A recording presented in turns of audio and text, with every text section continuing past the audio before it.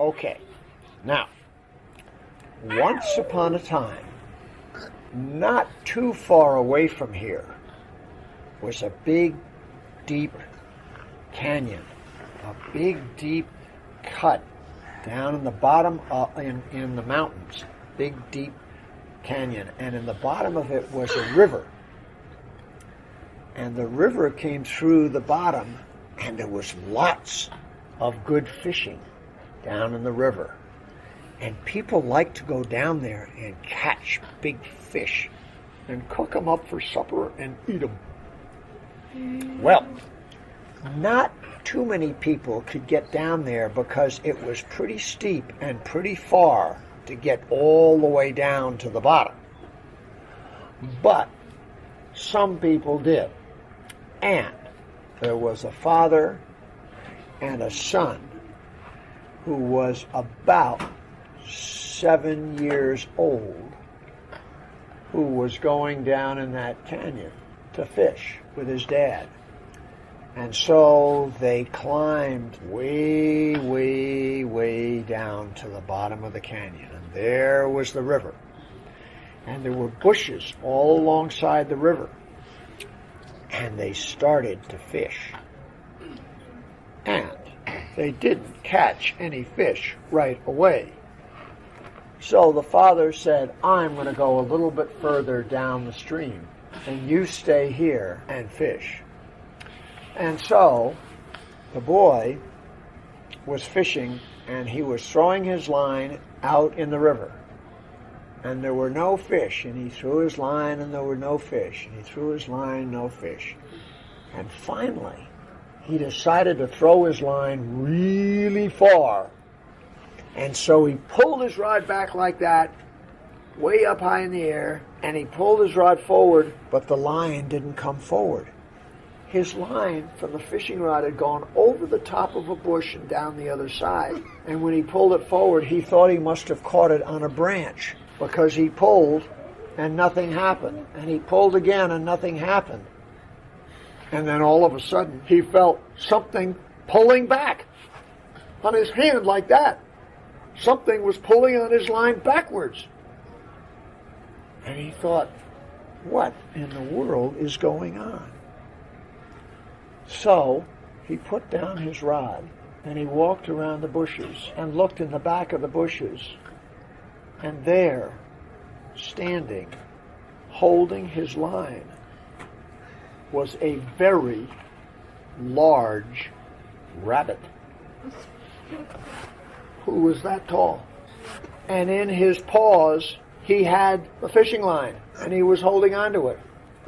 As a matter of fact, he was kind of pulling it. And the boy walked around. The rabbit was as big as he was. And he looked at it, and the rabbit said, oh, so you've come around the bushes, have you? You want your line back? The boy was so astonished at a talking rabbit, he could hardly say anything. And he said, well, I kind of would like my fishing line back. I didn't mean any trouble. And the rabbit said, well, that's the problem with all of you guys who come down here. This used to be a quiet canyon. There wasn't anything around here for a long time except animals, a deer, and sometimes a sheep would come down here, a mountain sheep, and sometimes even a coyote or a mountain lion, and there were birds, and now all you guys are coming down here and fishing and making a big noise, and all the animals are scared away, and it's very noisy, and you leave trash on the side of the river, and I don't like it. And the boy said, well, I'm very sorry. He said, how long have you lived here? And the rabbit said, 700 years. The boy said, 700 years? You've been down here? He said, yes, and it's only in the last few years that you people started coming down here and messing the place up. And the boy said, we really don't want to. We want it to be a nice place. And the rabbit looked at him and said, well, you don't seem like all the rest. Would you like a cup of tea? And the boy said, well, okay. And so the rabbit turned around and dropped the fishing line, and he walked back to a cliff. And there was a cliff of rock that came all the way down, just a wall of rock that came all the way down to the sand at the edge of the river. And he walked up to the cliff, and it just looked like solid rock. Well, the boy looked closely, and he saw the rabbit put his paw up to a place in the cliff where there was an exact mark of a rabbit's paw. And he touched the cliff, and a door opened in the rock, opened in. And the rabbit said, "Please come in." And they walked into a hallway with a carpet on it and pictures of rabbits, old rabbits and young rabbits on the walls, and a mirror and a coat rack. And they walked inside and walked through a door, and there was a very nice living room right inside the rock with a fireplace and tables and chairs and all kinds of things. And the rabbit said, "I'll be back in a minute. Have a seat." And the boy went in and sat down. And in a little while, the rabbit came back with a pot of tea and 2 cups and 2 English muffins. And so the boy had a cup of tea with sugar and cream and an English muffin with strawberry jam. And he said, "Well, that's very tasty. Thank you very much." And he said, "How did you come to live here?" The rabbit said, "Well, a long, long time ago, I was looking for a place to live where I didn't want to be around anybody. And I found this canyon. And this way down the bottom of this canyon, there was nobody here 700 years ago except a few animals. So I came down and made my house here." And the boy said, "Well, if all the people are coming down here, there are just going to be more and more people coming. Do you think you want to still live here?" The rabbit said, "No, I don't want to live here, but I don't know where else to go." And the boy said, "Well, I wonder. And he started thinking. He said, "I wonder." And all of a sudden, he said, "I know somebody who can help you." And the rabbit said, "You do?" And the boy said, "Yes, but he's a long, long, long way away from here." And the rabbit said, "Well, that's no problem. I can fly." The boy said, "You can fly?" The rabbit said, "Yeah, of course I can fly. You want to see?" And the boy said, "Yeah." "Well, come on outside." So they went outside, through the door in the cliff, and they stood on the sand outside the front door, and the rabbit jumped up into the air and flew up, and flew around some trees and landed. And the boy said, "That is really cool. You can fly. But I'm not sure I can tell you how to find this person who can help you, because I don't know how to fly." And the rabbit said, "Oh, that's no problem. That's no problem. Do you want to fly?" The boy said, "Yeah, I'd like to fly." So the rabbit said, "Just a minute." And he went inside, and he came out with a little box in his hands. And it had a little lid on it. And he opened it up, and he reached in, and in the box was some gold powder. And he took some out, and he reached over, and he sprinkled it on the boy's head. And then he closed the box, and he said, "Now you can fly." The boy said, "I can? I can fly?" He said, "Yes, just jump up in the air." The boy said, "No way. No way. I can't. Come on, I can't fly. No way." The rabbit said, Yes, just jump up in the air." The boy said, "This is crazy. I can't fly. This is crazy." And the rabbit said, No, just try it." So the boy gave a little jump. He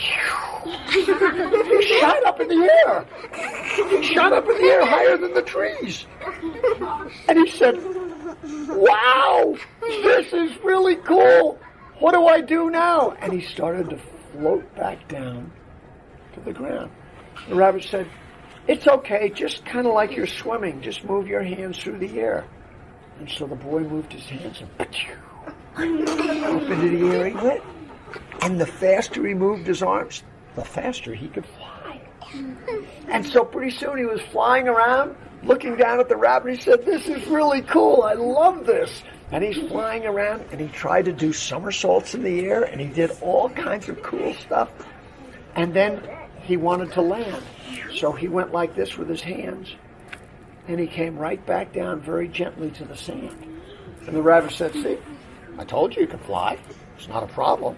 Now, where are we going?" The boy said, "Well, how long will that dust last? Will it last a long time? Because we've got a long way to go." The rabbit said, "I'll give you an extra long portion of dust." So he got the box, and he opened it, and he got quite a big pinch, and he rubbed it over his head. And the gold dust came down on the boy's head. And the rabbit said, "Okay, let me put the dust away." And he went in the house, came back, and shut the door on the cliff. And it was just like rock in the cliff. And he said, "Okay, where are we going?" The boy said, "Okay, you sure I can do this again?" The rabbit said, "Yep." The boy said, "Okay." And he gave a big jump. He shot up, over higher than the tops of the trees, all the way up, higher than the cliff, all the way out of the canyon, until he was way up in the air above the ground. And the rabbit shot right up alongside him. And they were up there in the air, sort of standing there looking around. The boy said, "Whoa, we are really high up." They were about 2,000 feet up above the ground. And the boy said, "Whoa, this is cool. Now, let me look around." He turned around. He said, "Okay, the sun's going down over there. That's the west. Okay, we want to go this way to the north." He said, "Okay, follow me." And he kind of flattened his body out and gave a few moves of his arms, and he shot forward. And they shot through the sky, and the rabbit was right beside him. And they went further and further, and they went over forests, and over more forests, and over a couple of cities, and more forests and more cities. And then it started getting cold, and it started to get to be late afternoon, and it started to get to be cold, and the next thing they looked down, there was some snow on the ground. And they looked down, and they kept going, and they kept going further and further, and there got to be more snow, and pretty soon there was nothing but white underneath them. More snow, and they kept going, and they kept going. And the rabbit was saying, "We have gone a long way. Are you sure you know where you're going? When are we going to get there?" And the boy said, "We're going to get there. I know we're going to get there. Just be patient." And they'd go on for another half an hour, and the rabbit would say, "I am getting really tired of this. I'm getting kind of hungry. Are we there yet?" And the boy would say, No, just keep going, keep going." And the rabbit would say, "Okay." And all of a sudden, as it was getting dark, off in the distance, in the white snow, they saw some lights. And as they got closer and closer to the lights, they saw a house and 3 barns, 3 long barns and a house. And it was all lit up in lights. And the boy said, "I think this is it." And he started to go down. And they went down, they got just off the ground, and he went so he was upright, and he went like this, and he settled right down to the ground outside of the house. And they were standing there when the door of the house opened, and a man came out. And he had on a white shirt, and he had on suspenders that went over his shoulder to his pants, and he had a big stomach. Quite a fat stomach. And he had a very nice face with nice eyes and a big white beard. Santa Claus! And he said in a nice voice, "Well, hello there. What are you doing, coming for a visit?" And the boy started to say something, and the rabbit, in a very kind of not very polite way, said, "Well, I'm awfully hungry, you know." And the man said, "Well, come right in. Come right into the house. We have some company, dear." And he opened the door, and the boy and the rabbit walked into the house. And in no time flat, there was a nice supper with some stew and some biscuits and honey and butter and a big glass of milk for each of them and a very large piece of chocolate cake with white icing. And after they were full, the man said, "Now, what can we do for you?" And the boy said, "Well, Mr. Rabbit here has a little bit of a problem.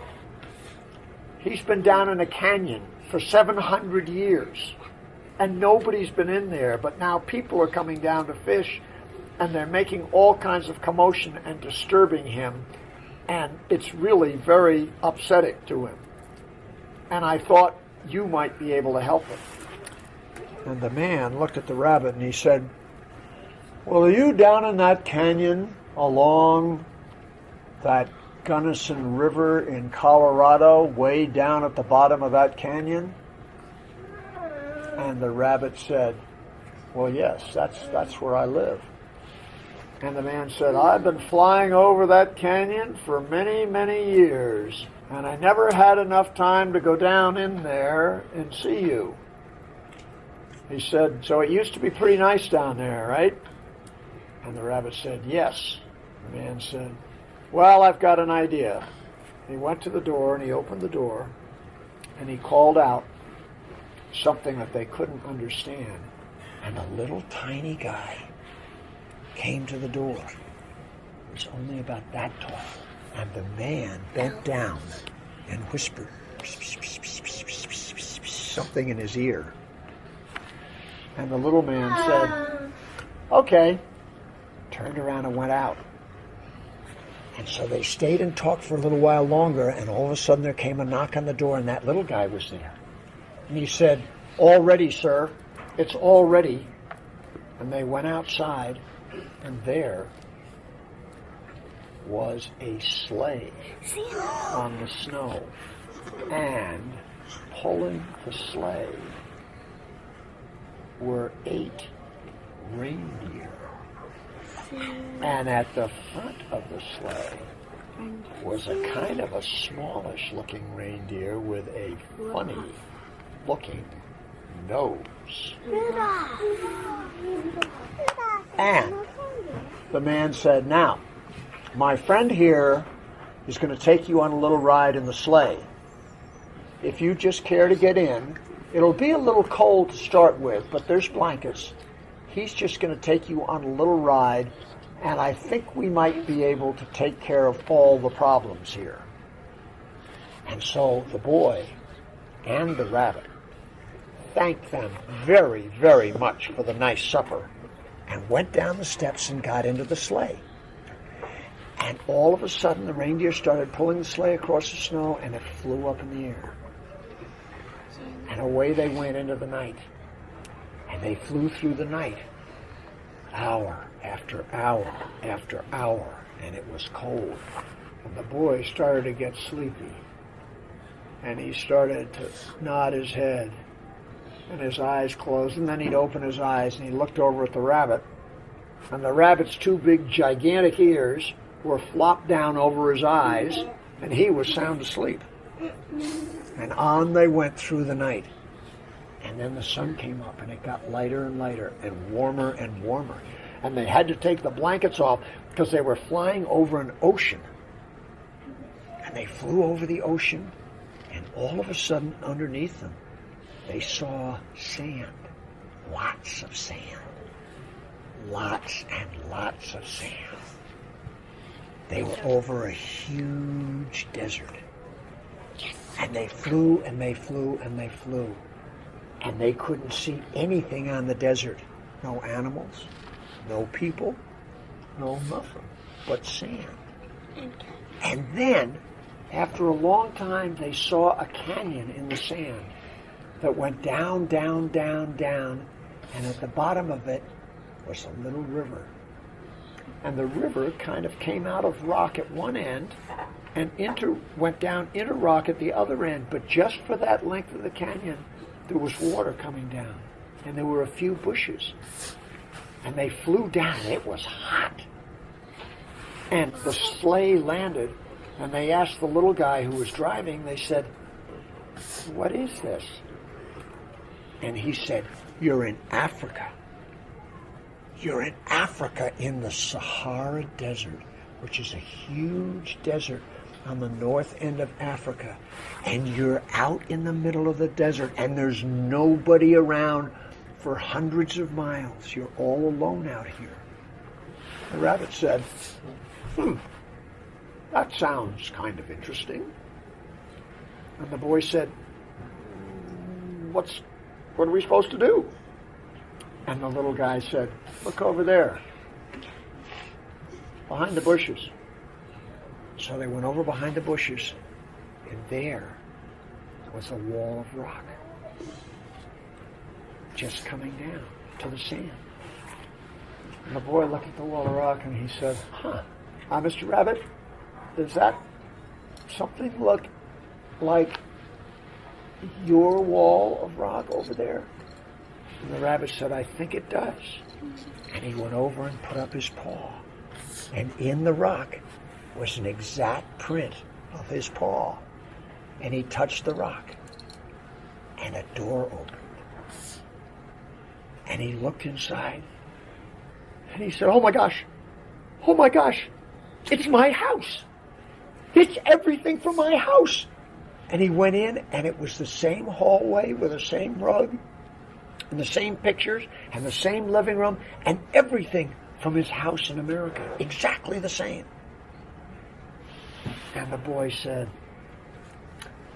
"I thought that man might be able to help you." And the rabbit said, "This is the coolest thing. There's nobody around. I could probably live here for another 700 years. And so they went outside, and the boy shook the rabbit's paw and went over to the sleigh and got in with the little guy, and the sleigh flew off and started heading back across the ocean, and the boy went to sleep in the sleigh. And his eyes were closed, and when he opened his eyes, his father was looking at him. And he was lying on the sand under a bush on the river where they had been fishing. And his father was looking at him and saying, "Are you all right? Are you all right? I see your line is over the top of the bushes and down and caught in the bushes here. What did you do? Decide to have a nap?"